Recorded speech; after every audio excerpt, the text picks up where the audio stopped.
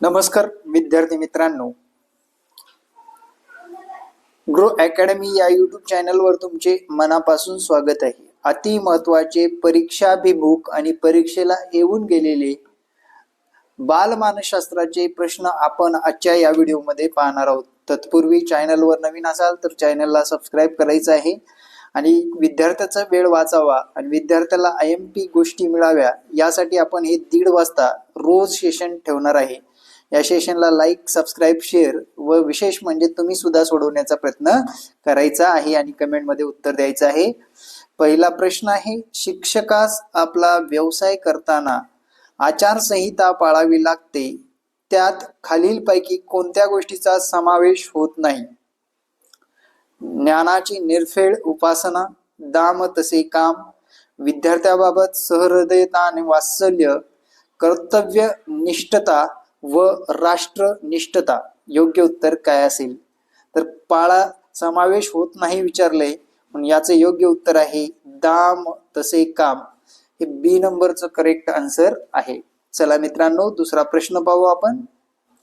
शिक्षकांनी डॅडॅश या बाबीवर ध्यान देऊ नये?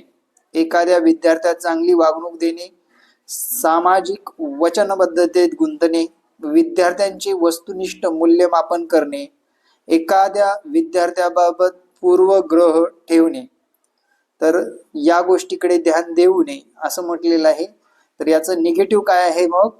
तर निगेटिव्ह विचार केला तर एखाद्या विद्यार्थ्याबाबत पूर्वग्रह ठेवणे हे शिक्षकांनी ध्यान देऊ नये।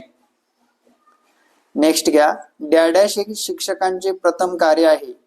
शिकवण्या घेणे, मागण्यासाठी मोर्चा काढणे, राजकीय व्यक्तीचा प्रचार करणे, अध्यापन व्यवसायाला अग्रक्रम देणे। योग्य उत्तर काय असणार आहे? तर याचं करेक्ट आन्सर आहे डी नंबर करेक्ट आन्सर आहे। नेक्स्ट घ्या, विद्यार्थी ही जबाबदारी शिक्षकांनी घेणे अनिवार्य नाही। विद्यार्थ्यांची ही जबाबदारी शिक्षकांनी घेणे अनिवार्य नाही। आपल्याला 1 मिनिटाचा वेळ दिलेला असतो। वैचारिक विकासाची, पालन पोषणाची, शैक्षणिक जागृतीची, बौद्धिक विकासाची। तर याचं योग्य उत्तर काय असेल मग मित्रांनो सांगा पाहू? पालन पोषणाची हे याचं योग्य उत्तर 2 नंबरचं करेक्ट आहे। प्रश्न क्रमांक 5, विद्यार्थ्याच्या अंतिम वर्तनाचे स्पष्ट चित्र म्हणजे डॅडॅश होय? उद्ध्ययन उद्दिष्ट, उद्ध्ययन कारण, उद्ध्ययन निष्पत्ती, उद्ध्ययन अनुभव। तर उद्ध्ययन नसून हे अध्ययन आहे। अध्ययन निष्पत्ती हे याचं करेक्ट उत्तर आहे। इथं उच्या जागी अ करा म्हणजे तुम्हाला अध्ययन हे वाचता येईल। तर विद्यार्थी मित्रांनो, क्षमस्व, चूक माफ करा। यशस्वी अध्यापन म्हणजे डॅडॅश होय? 100% निकाल, सर्व विद्यार्थ्यांनी प्रामाण्यासह उत्तीर्ण होणे, परिणामकारक अध्ययन, विद्यार्थ्याचे अध्यापन। योग्य उत्तर काय असणार आहे? तर परिणामकारक अध्ययन हे सी नंबर करेक्ट आन्सर आहे। महाराष्ट्रामध्ये सर्वाधिक रिझल्ट देणारी, शिक्षक पात्रता परीक्षेमध्ये पास होण्याची हमी देणारी एकमेव अकॅडमी म्हणजेच यशाची गुरुकिल्ली, तीच ग्रो अकॅडमीच्या माध्यमातून दरवर्षी 3000 विद्यार्थी पास करून दिले जातात। पर्सनल मार्गदर्शन असतं, फक्त 50 विद्यार्थ्यांसाठीच प्रवेश असतो, 100% पहिल्याच प्रयत्नात यश मिळते, बेसिक पासून तयारी करून घेतली जाते, टेस्ट सिरीज, नोट्स व सर्व पॅटर्न नुसार असतात। आणि विद्यार्थी मित्रांनो, तुम्हाला नंबर सुद्धा देतो इथे 9665484048 या संपर्क क्रमांकावर संपर्क साधून आपली बॅच जॉईन करू शकता। चला मित्रांनो, पुढील प्रश्न पाहू। प्रश्न क्रमांक 7, वर्तन परिवर्तन हे अध्यापनाचे फलित होय म्हणून यास म्हणतात? अध्ययन निष्पत्ती, अध्ययन अनुभव, मूल्य निर्धारण, अध्यापन कारण। योग्य उत्तर काय असणार आहे? याचे योग्य उत्तर आहे मित्रांनो अध्ययन निष्पत्ती। ए नंबर करेक्ट आन्सर आहे। अध्यापनाची परिणामकारकता म्हणजे डॅडॅश होय? प्रश्न क्रमांक 8, अध्यापनाचे उद्दिष्ट साध्य होण्याचे कारण, उद्दिष्ट साध्य करण्यासाठी लागणारा वेळ, उद्दिष्ट साध्य करण्यासाठी येणारा वेळ, आणि विद्यार्थ्याने दिलेली पसंतीची पावती. योग्य उत्तर काय असणार आहे? तर या प्रश्नाचं योग्य उत्तर आहे अध्यापनाची उद्दिष्टे साध्य होण्याची प्रमाण हे अध्यापनाचे परिणाम करणारे घटक म्हणता येईल. प्रश्न क्रमांक 9, पुढील 2 विधानाशी संबंधित योग्य पर्याय निवडा. सराव पाठाची उद्दिष्टे ही तात्कालिक स्वरूपाची आहेत. सलग पाठाची उद्दिष्टे ही दूरगामी स्वरूपाची असतात. दोन्ही विधाने सत्य आहेत. दोन्ही विधाने असत्य आहेत. विधान 1 सत्य आहे परंतु विधान 2 असत्य आहे. विधान 1 असत्य आहे परंतु विधान 2 सत्य आहे. योग्य उत्तर काय असेल? तर याचं या प्रश्नाचं योग्य उत्तर आहे मित्रांनो, दोन्ही विधान सत्य आहेत. विद्यार्थ्याच्या कोणत्या बाबी अध्यापकाला प्रभावित करतात? बौद्धिक स्तर, सृजनशीलता स्तर, अध्ययनासंबंधी पूर्वज्ञान आणि कौशल्याचा स्तर, वरील सर्व. योग्य उत्तर काय असणार आहे? तर या प्रश्नाचं योग्य उत्तर आहे वरील सर्व. डी नंबर करेक्ट आन्सर आहे. डॅडॅश हा अध्यापनावर परिणाम करणारा घटक नाही. पाठ्यपुस्तकाची गुणवत्ता, मूल्य निर्धारित प्रणाली, शालेय वातावरण, अध्ययन परिस्थितीला वातावरणाचे स्वरूप. योग्य उत्तर काय असणार आहे? प्रश्न क्रमांक 4 योग्य उत्तर आहे डी नंबर करेक्ट आन्सर आहे. प्रश्न क्रमांक 12, शिक्षक विविध गोल वस्तू दाखवून गोल ही संकल्पना समजावून सांगत असतील तर त्यात अध्यापनाचे कोणते सूत्र वापरले आहे? मूर्ताकडून अमूर्ताकडे, विशिष्टाकडून सामान्याकडे, सोप्याकडून कठीणाकडे, पूर्णांकडून अंशाकडे. योग्य उत्तर काय असणार आहे? मूर्ताकडून अमूर्ताकडे हे याचं ए नंबर करेक्ट आन्सर आहे. कौशल्य संपादनासाठी डॅडॅश अध्यापन प्रकार उपयुक्त ठरतो. अभिसंधान, प्रशिक्षण, अनुदेशन, संस्करण. योग्य उत्तर काय असणार आहे? कौशल्य संपादनासाठी प्रशिक्षण आवश्यक असतं. बी नंबर करेक्ट आन्सर आहे. अध्यापन ही डॅडॅश प्रक्रिया नाही. सचेतन, जीवनाभिमुख, प्रेरणादायी, कंटाळवाणी. योग्य उत्तर काय असणार आहे? अध्यापन ही कंटाळवाणी प्रक्रिया नाही. अध्यापनात खालीलपैकी कशास अधिक महत्त्व देणे गरजेचे आहे? माहितीला, लेखनाला, वाचनाला, कार्यशीलतेला. योग्य उत्तर काय असणार आहे?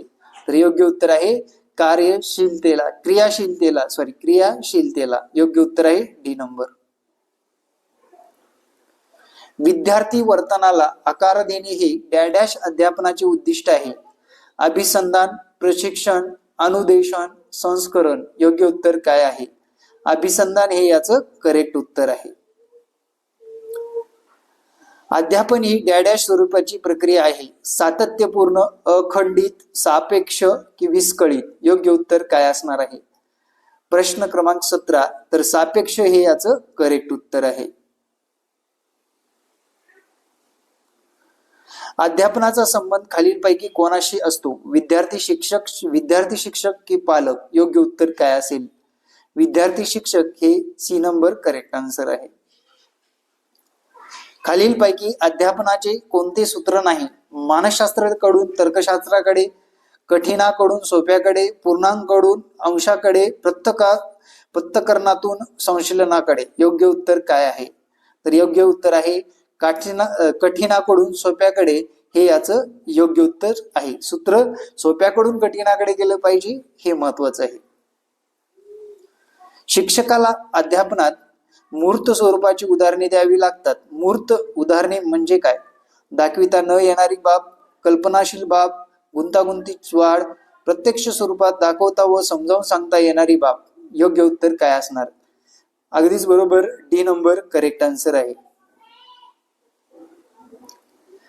सजीवांची लक्षणे हा पाठ शिकवताना शिक्षकांनी सुरुवातीला विद्यार्थ्याकडून सभोवताली असणाऱ्या सजीवांची माहिती काढून घेतली.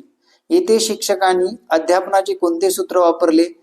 मूर्ताकडून अमूर्ताकडे, ज्ञाताकडून अज्ञाताकडे, सुगमाकडून संकीर्णाकडे, विशिष्टाकडून सामान्याकडे. योग्य उत्तर काय असणार आहे? तर ज्ञाताकडून अज्ञाताकडे. बी नंबर करेक्ट आन्सर असणार आहे. विषय प्रतिपादन ही पाठ नियोजनाची डॅडॅश आहे. प्रथम पायरी आहे, द्वितीय पायरी आहे, तृतीय पायरी आहे, अंतिम पायरी आहे. 22 नंबर, क्वेश्चन नंबर 22. तर याचं योग्य उत्तर आहे तृतीय पायरी आहे. मूर्ताकडून अमूर्ताकडे हे अध्यापनातील टिंबटिंब तत्व आहे, सूत्र आहे, मंत्र आहे, तंत्र आहे. योग्य उत्तर काय असणार आहे? योग्य उत्तर काय असणार आहे? प्रश्न क्रमांक 23. तर हे काय आहे? सूत्र आहे. जेव्हा बोधात्मकतेतील संश्लेषण स्तर गाठण्यासाठी अध्यापन केले जाते तेव्हा ती अध्यापनाची डॅडॅश पातळी असते. स्मरण, चिंतन, आकलन, उपयोजन. योग्य उत्तर काय आहे? उपयोजन हे याचं करेक्ट उत्तर आहे.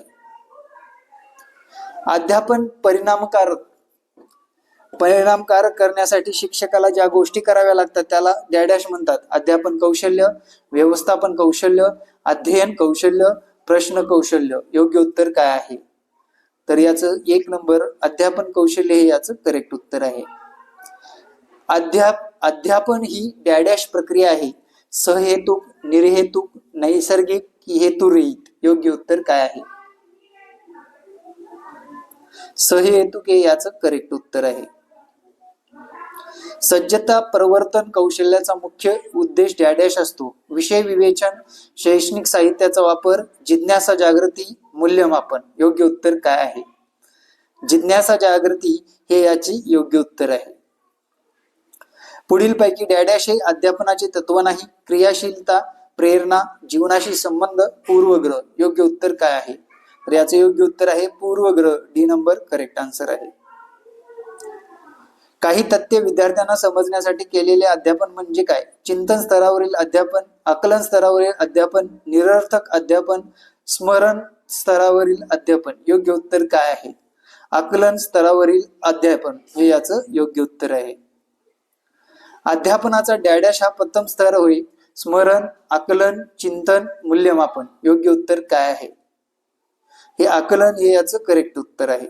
तर अशा पद्धतीने विद्यार्थी मित्रांनो आपली ऑनलाईन बॅच सुद्धा उपलब्ध आहे. ज्यांना बॅचला ऍडमिशन घ्यायचं आहे त्यांनी मला या संपर्क क्रमांकावर संपर्क साधावा. 9665484048. आणि आपल्या बॅचच्या माध्यमातून सर्व विषयाचे योग्य मार्गदर्शन आणि कमीत कमी फीस मध्ये आपले TET क्रॅक करून देण्याची हमी. हे 30 प्रश्न तुम्हाला कसे वाटले नक्कीच कमेंट मध्ये सांगायला विसरू नका. येणारे प्रत्येक व्हिडिओ पाहण्यासाठी आपल्या चॅनलला फॉलो करा.